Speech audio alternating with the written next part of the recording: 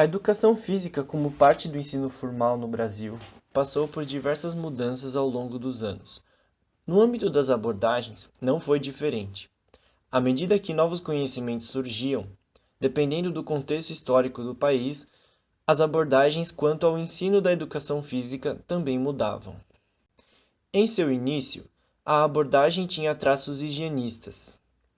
Influenciada pela medicina, tinha como preocupação a higiene pessoal e a eugenia. Não havia relação com questões pedagógicas. A busca era pelo desenvolvimento físico do ponto de vista anatômico, criação de hábitos de higiene e de beleza física. A relação que se tinha era de médico-paciente. A abordagem higienista deu passagem à militarista na década de 30, com a implantação do Estado Novo no contexto de ditadura militar, no qual o desenvolvimento da medicina agora se tornava menos importante do que a guerra. As aulas eram ministradas por militares em sua maioria, e a educação física era vista como um treinamento para alunos aos olhos do governo, que tinha como interesse criar possíveis militares. Viam-se os alunos de forma biologicista, como seres homogêneos, e a relação de médico-paciente dava lugar à relação de comandante-soldado.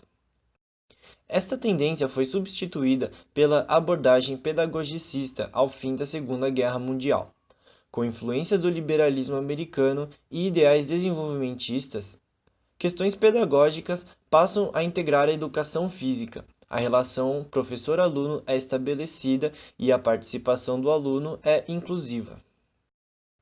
Já na década de 60, com a retomada dos militares no poder e a crescente melhora do Brasil nos esportes, com o bicampeonato da Seleção Brasileira de Futebol em 1962 na Copa do Mundo, a abordagem passa a ter o caráter esportivista, a educação física passa a ser sinônimo de esporte. Há a retomada do biologicismo e da eficiência técnica. A relação agora é de técnico-atleta. Por fim, a década de 80, a decadência da ditadura militar fez surgir movimentos populares, assim como inicia um debate sobre a especificidade e os rumos da educação física. Desta forma, surgem várias abordagens, uma delas é a psicomotricista, que se contrapõe ao modelo esportivista, a visão do ser dividido em corpo e mente. A psicomotricidade é uma ciência que possui diversas definições por ter sido estudada por diversos autores. Entretanto, o autor que mais influenciou essa área foi Le Bourque, em 1992. Estudioso francês que diz que a psicomotricidade se dá através de ações educativas de movimentos espontâneos e atitudes corporais da criança.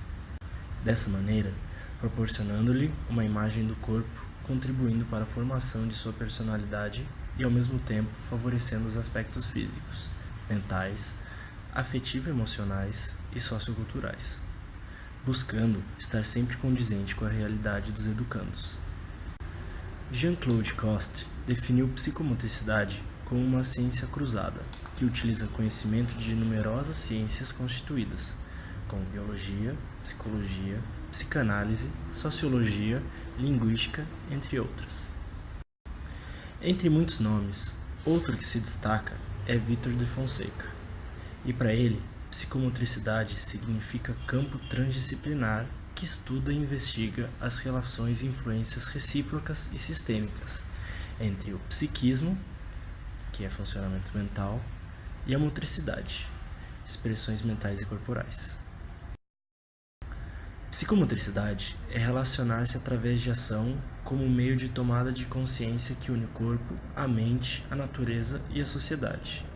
Está associada à efetividade e à personalidade porque o indivíduo utiliza do seu corpo para demonstrar o que sente. O desenvolvimento psicomotor é muito importante para a prevenção de problemas de aprendizagem. A educação da criança deve evidenciar a relação através do movimento de seu próprio corpo, levando em consideração sua idade, cultura corporal e seus interesses. Essa abordagem busca tirar a atenção do professor a aspectos desportivos, valorizando o processo de aprendizagem e não apenas a execução de um gesto técnico isolado, fazendo com que os alunos pensem nos movimentos antes de executá-los e planejem como irão desenvolvê-los. Baseada numa visão holística do ser humano, a psicomotricidade encara de forma integrada as funções cognitivas e socioemocionais. Ela é o primeiro movimento mais articulado que surge a partir da década de 70 em contraposição ao modelo esportivista.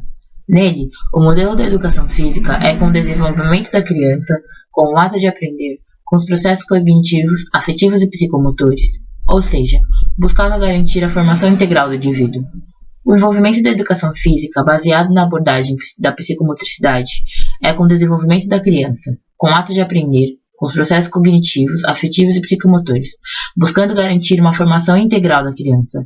O discurso sobre esta abordagem busca desatrelar a atenção do professor a aspectos desportivos, valorizando o processo de aprendizagem e não mais uma execução de um gesto técnico apenas isolado. Procura garantir a formação integral do aluno e a valorização do conhecimento de origem psicológica. Defende uma ação educativa que deva ocorrer a partir dos movimentos espontâneos da criança e das atitudes corporais. Refere-se à formação de base indispensável a toda criança, com a dupla finalidade de assegurar o desenvolvimento funcional, tendo em conta as possibilidades da criança, ajudar a sua efetividade e expandir-se e a equilibrar-se por meio de intercâmbio com o ambiente humano. Valoriza o processo de aprendizagem e não mais uma execução de um gesto técnico isolado. Entendemos a psicomotricidade como condição humana, que nada mais é do que a inteligência da ação e do movimento ou a ausência consciente do movimento.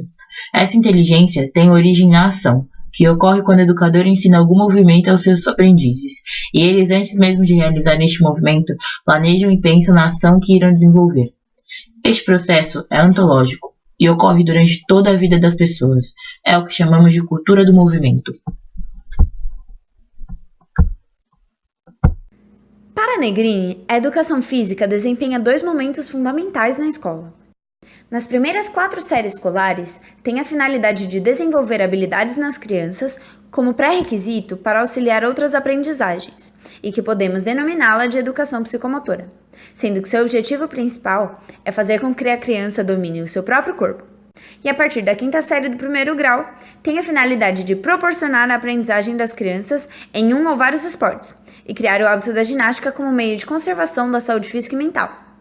E que também tem como objetivo principal a permanência do indivíduo no esporte ou em atividades físicas por toda a sua vida. Existem casos de crianças com problemas de ordem física, que necessitam de uma readaptação motora, mas isso só se aplica a casos especiais por professores especialistas em clínicas específicas. O que não pode ocorrer é que as clínicas especializadas façam um trabalho de educação psicomotora que deveria ser feito na escola, através da educação física. A prática psicomotriz educativa tem como eixo 3 alicerces, que são a comunicação, a exploração corporal e vivências simbólicas, caracterizadas com o favorecimento do movimento espontâneo da criança e as estruturas das aulas, facilitando a comunicação e a interação dos envolvidos.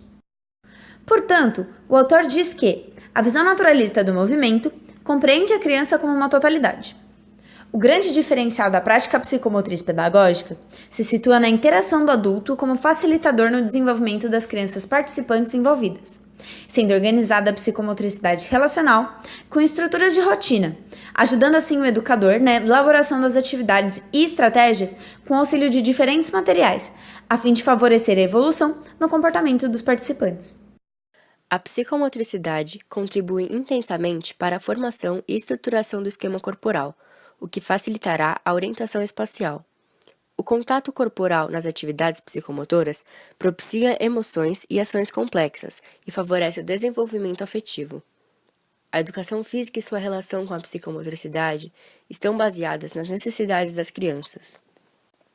Apesar dos diversos conceitos, vemos a coerência dessa ciência, quando a psicomotricidade ensina movimentos, ela ao mesmo tempo coloca em jogo as funções de inteligência. A partir dessa posição, observa-se a relação profunda das funções motoras, cognitivas e que também pela efetividade encaminham o movimento. A unidade básica do movimento, que abrange a capacidade de equilíbrio e assegura as posições e táticas, são as estruturas psicomotoras. As estruturas psicomotoras, definidas como básicas, são locomoção, manipulação e tônus corporal, que interagem com organização espaço-temporal, as coordenações finas e amplas, coordenações óculo-segmentar, o equilíbrio, a lateralidade, o ritmo e o relaxamento. O entendimento de movimento da psicomotricidade é o deslocamento de qualquer objeto. O importante não é o movimento do corpo como de qualquer outro objeto, mas a ação corporal em si, a unidade biopsicomotora em ação. A educação psicomotriz é uma atividade que deve proporcionar às crianças o domínio de seu próprio corpo e uma inibição voluntária e, ao mesmo tempo, que qualquer professor poderá desenvolver um programa de princípios básicos. Um exemplo de uma aplicação prática em uma aula nessa perspectiva seria: os professores espalham vários arcos no chão. Os alunos trabalham em duplas, arremessando a bola com os 2 pés dentro do arco, ora com a mão direita, ora com a mão esquerda.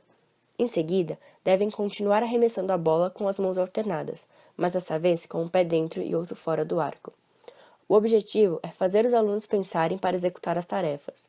As atividades não tinham ligações com a prática esportiva, e sim com a melhoria do conhecimento sobre o próprio corpo. Resumindo, psicomotricidade é a ciência que estuda os aspectos emocionais, cognitivos e motores nas etapas de vida de um ser humano. Psi são os aspectos emocionais, co, aspectos cognitivos, motr, movimento humano e idade, etapas de vida.